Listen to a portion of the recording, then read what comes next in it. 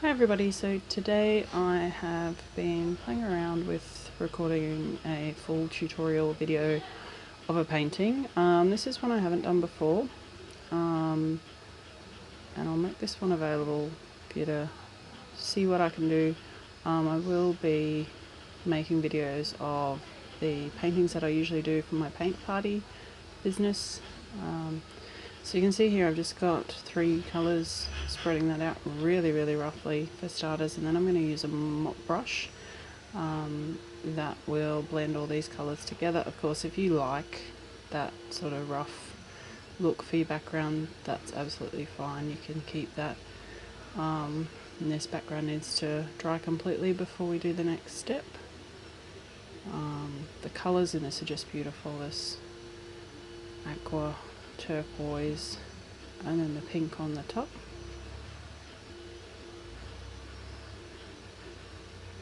So once that's completely dry, I've just got some just school chalk to roughly put in where I want my flowers. You'll notice that the shapes of the flowers that I start out with are nothing like the shapes that I end up with at the end. But this gives me the placement and the size so that I can sort of try and aim for a nice composition and make it nice and balanced. And this will just rub off right at the very end, anything that you don't paint over. So then we're just going in, this is a magenta, and I'm also using a bit of purple just to give a few different colour tones so that we've got some darker and lighter flowers across the painting. So this first painting is quite rough. I'm not really worrying so much about finishing off each of the petals. I actually do that in a step that I didn't manage to record because I ran out of room on my phone. But you can see here how I sort of use the purple to make some darker, and I think the wider flowers I did off camera as well.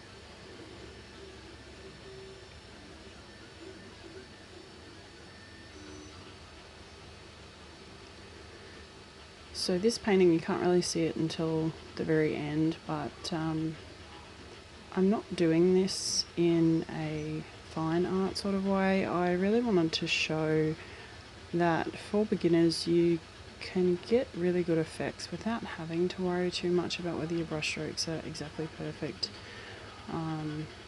The final piece, you know, the leaves and that aren't finished and defined at all, really. I am an abstract artist at my heart, so as much as I could spend hours and hours doing these, the whole point of these is to show that A, you don't need lots of experience, but B, that you can just do this as a quick sort of hobby. You don't need to spend hours and hours at it. Obviously, the more time that you took, and if you were looking at reference photos, you could improve on them.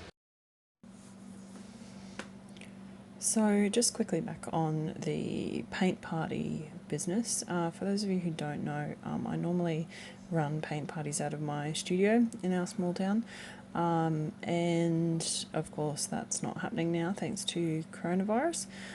So what I'm looking at doing is doing up some tutorial videos to go with them. So a lot of my canvases are usually pre-prepared.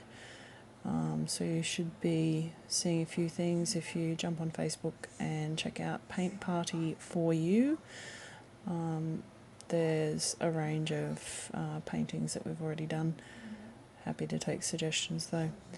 So see, now I'm just starting to get the stems in. This first one I actually did the whole sort of little circle that joins the flower to the stem, and then I just do the stems.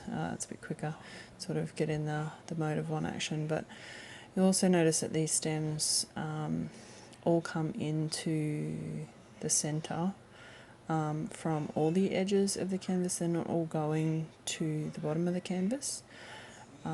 These flowers kind of aren't from a particular reference, but they do remind me of a rain lily that we get here.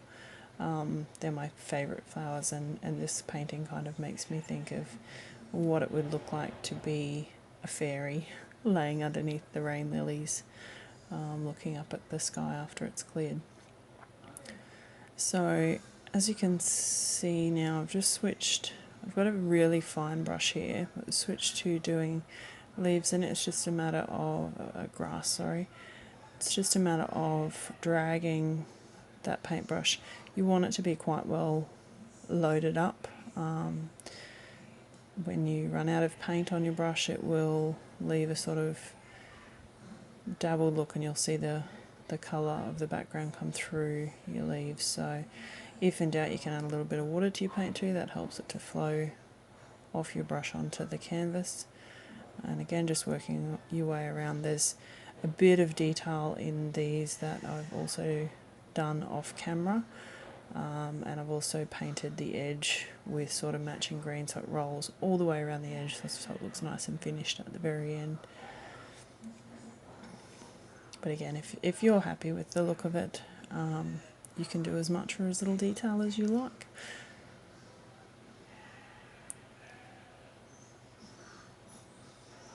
So here I'm just going back to do all of the bits of my flowers. So it's really just a circle, and then it's just got some really fine lines radiating out on the back of each petal, more or less. If you don't have a fine brush like the one that I have, you can actually use a toothpick. If you can sort of put a dab of paint onto the canvas with it, and then you can use the tip of your toothpick just to sort of drag it out. There's a lot of things like that I use in my abstract paintings. That's a lot of fun to not have to try and manipulate a paintbrush if it's not something you're used to.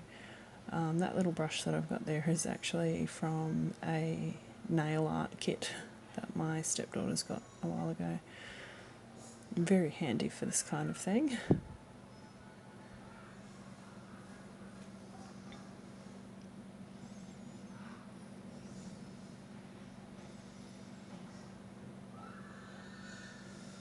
So you can see at that point that my flower petals weren't really too defined. That was the step I did off camera, was to go back and clean up all the edges of my flower petals. You can do the same with your branches and stems and grass as well. And the other thing I did right at the very end was add some paint splatters, just some really bright yellow, bit of fairy magic floating through the air. A few final touches, and that's pretty much it. Thanks again for watching. Hit subscribe and like. See you in the next one. Thanks, bye.